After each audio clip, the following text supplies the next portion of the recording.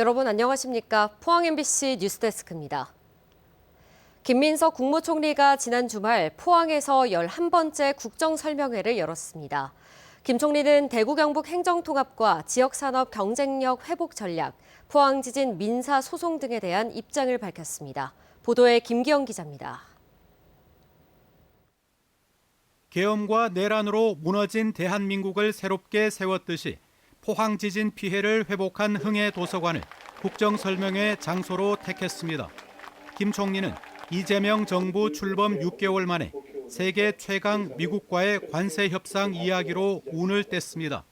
손해를 덜 보는 것에 초점을 두어 올해 IMF의 한국 경제 성장률 전망치 1.8%를 회복했으며 내년에는 1.9에서 2.0%의 성장을 전망한다고 밝혔습니다. 지난해 에이펙 준비 상황 점검을 위해 10번 이상 경주를 찾았고 성공 개최 후 경주는 국내외 방문객 증가라는 목표를 달성했다고 자평했습니다. 앞으로는 대한민국의 제2, 제3, 제4의 경주를 더 만들어야 된다. 무조건 로컬, 지방, 두 번째 문화, 이걸 입혀내야 한다. 이게 우리의 숙제라고 생각합니다. 경북을 첨단 산업 허브로 육성하기 위한 청사진으로 철강, 2차 전지, 반도체, 소형 모듈 원자로를 제시했습니다. 철강을 잘 유지시키고 변화에 맞춰가되 그것을 수소의 옷을 어떻게 입혀갈 거냐. 2차 전지, 반도체, SMR 이런 등등을 어떻게 잘 만들고 결합해갈 것이냐 하는. 행정통합과 관련해서는 재정과 권한 확대를 약속하면서도 전적으로 시도민의 선택이라는 점을 강조했습니다. 통합을 하느냐 마느냐도 대구 경북의 선택이고 통합을 했을 경우에 그것이 발전의 길로 가느냐 아니냐도 대구 경북의 지도자들과 시도민들의 선택입니다. 포항 지진 정신적 위자료 소송에 대한 질의응답에서는 원론적인 입장을 유지했습니다. 책임은 현 정부의 것이건 전 정부의 것이건 공적 책임의 연속성을 저희들이 인정하는 위에서 현실적으로 할 수 있는 최대한 노력 그것들을 하나하나 이렇게 잘 마무리해 가겠다는. 국정설명회에 앞서 포스코와 현대제철 노조 대표들은 비공개 간담회에서 산업용 전기요금 인하 등을 건의했습니다. MBC 뉴스 김기영입니다. 오늘 새벽 0시 반쯤 영덕군 축산면의 한 야산에서 불이 나 3시간 반 만에 진화됐습니다. 산림청은 진화 차량 36대와 인력 111명을 투입해 오늘 새벽 4시 5분쯤 주부를 잡았습니다. 산림당국은 정확한 화재 원인과 피해 규모를 조사할 방침입니다. 산림청은 건조한 날씨에 해안을 중심으로 바람이 강하게 불고 있다며 산불 예방에 각별한 주의를 당부했습니다. 대구 경북 행정통합특별법이 이르면 내일 국회 본회의에서 통과 여부가 결정될 전망입니다. 이렇게 특별법 처리가 임박한 가운데도 지역사회의 반발 기류는 오히려 확산하는 등 후폭풍이 거센데요. 행정통합이 지역 경쟁력을 강화할 마중물이 되기는커녕 새로운 갈등의 불씨가 될 수 있다는 우려가 커지고 있습니다. 박재영 기자가 취재했습니다. 지난 12일 국회 행정안전위원회 문턱을 넘은 대구 경북 행정통합특별법. 통합을 위한 제도적인 틀을 마련했지만 법률안에 허점도 드러났습니다. 대구 경북 광역의원 정수의 불균형 문제가 해소되지 않았고 통합특별시에 대한 국비 지원과 재정 원칙이 법령에 담기지 않은 겁니다. 특히 실질적인 자치권과 교부세 직접 교부라는 최소한의 요구도 합의에 이르지 못했습니다. 정부가 불승이 나거나 누락된 사안들 그리고 재정분권, 행정 권한 이양, 지역 균형 발전 관련 부분 등이 사후적으로라도 보완될 수 있도록. 지역 내 졸속 통합 반대 목소리는 더 확산하고 있습니다. 대구 노동시민사회는 선통과 후논이라는 황당한 정치 논리로 시도민과의 소통을 배제하고 민주주의를 무시했다며 통합 중단을 촉구했습니다. 통합의 효과에 대한 어떠한 논리적, 정책적 근거조차 없습니다. 근데 이 현직 정치인들, 국회의원들과 도지사, 시장들의 욕심으로 경북 대구행정통합비대위도 민주적 절차와 사회적 합의 없는 일방적인 통합을 규탄하며 국토 균형 성장, 권한 이양 등을 정치권에 촉구했습니다. 그동안 침묵하던 대구시의회도 권한 빠진 통합은 빈 껍데기라며 반발하고 나섰습니다. 강제적 특례는 빠지고 상당수 조항이 할 수 있다는 임의 규정으로 후퇴했다는 겁니다. 특히 대구시의원 33명, 경북 60명이라는 정수 격차에도 조정 논의가 지지부진해 통합 이후 대구의 목소리가 위축될 거라는 우려도 나옵니다. 법의 구조와 권한을 명확히 하지 않은 채 속도전으로 추진되는 통합은 갈등과 혼란을 초래할 뿐이다. 공직사회는 이를 두고 집행부 견제는커녕 방관하다가 이제 와서 뒷북을 치고 있다며 시의회의 반발을 자가당착이자 자기 모순이라고 맞받았습니다. 아무런 대비 없이 그냥 속도전에만 몰입해가지고 있다가 이제 와서 그 반발을 한다는 것 자체는 정말 앞뒤가 안 맞는 행동이죠. 대의 정치가 제대로 작동이 됐겠느냐 하는 의구심이 가지고 있는 것이죠. 대구시는 통합이 고사위기를 맞은 지역의 생존을 위해 불가피한 선택이라며 특별법 본회의 통과와 7월 통합특별시 출범에 사활을 걸고 있습니다. 하지만 이해관계가 첨예하게 얽혀있는 핵심 쟁점과 지역 갈등이 해소되지 않는 한 시도민 통합은 외면한 채 행정 규모만 비대해진 통합이라는 비판은 불가피해 보입니다. MBC 뉴스 박지영입니다. 이강덕 국민의힘 경북도지사 예비후보는 성명을 내고 주민투표를 실시하지 않는 대구 경북 행정통합에 동의할 수 없다고 밝혔습니다. 이 예비후보는 지방자치법은 지방자치단체장은 주민에게 과도한 부담을 주거나 중대한 영향을 미치는 지자체의 주요 결정사항 등에 대해 주민투표에 붙일 수 있다고 규정하고 있다며 현행법상 주민투표가 충분히 가능함에도 이를 임의로 생략한다면 위헌, 위법 행위에 다를 바 없다고 주장했습니다.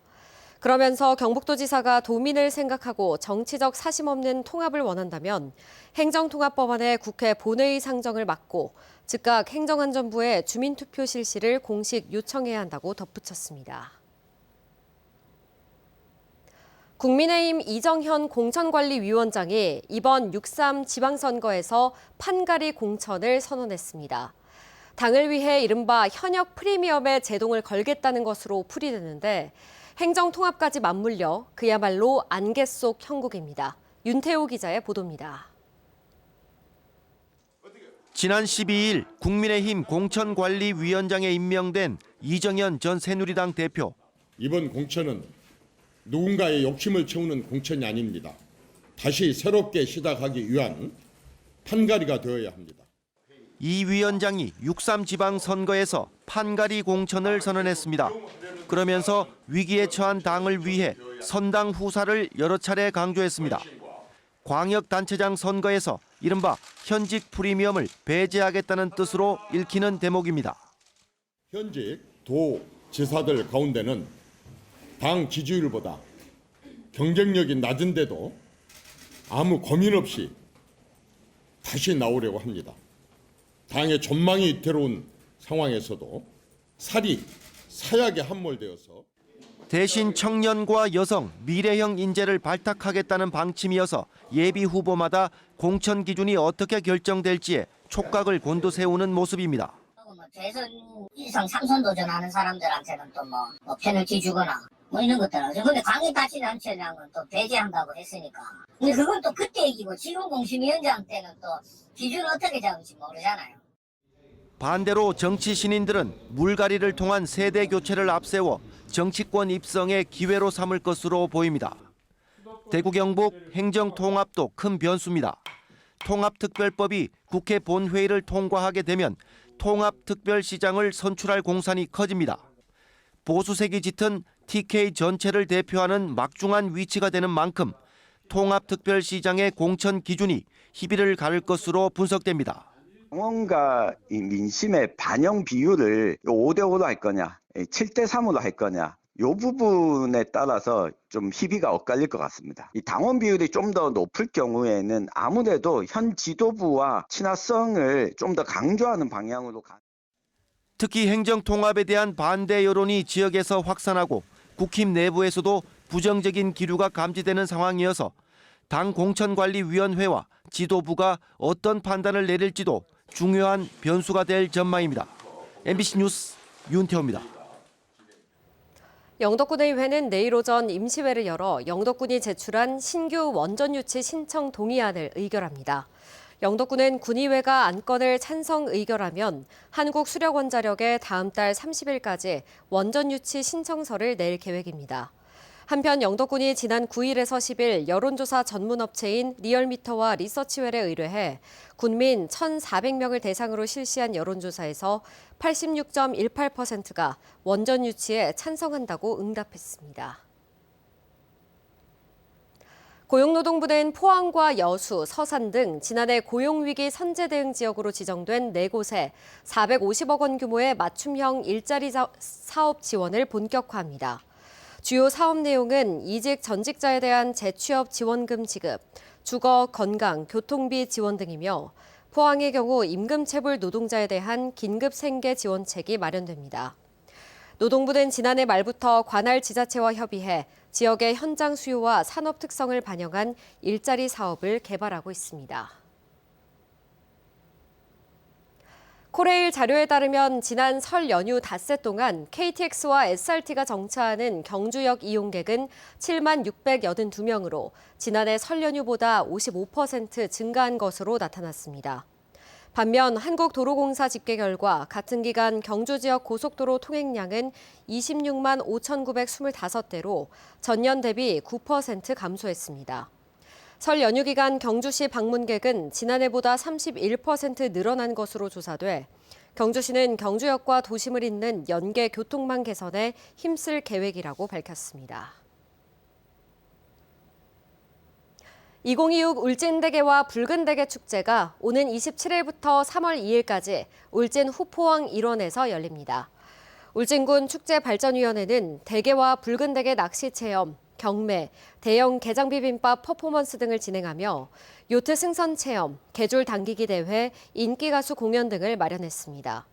또 행사 기간에 울진에서 5만 원 이상 사용한 영수증을 지참하면 룰렛을 통해 인형, 담요 등 선물을 증정하고 후포역에서 축제 행사장까지 무료 셔틀버스를 운행합니다.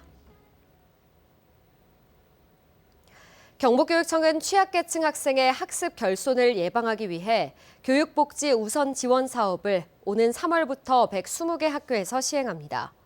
지원 대상은 법정 차상위 계층을 포함해 취약계층 학생 수가 40여 명 이상 등의 기준이 충족되는 초, 중학교 120곳으로 3년 동안 교육복지사를 파견해 집중 지원 대상 학생을 발굴하고 맞춤형 학습을 운영합니다.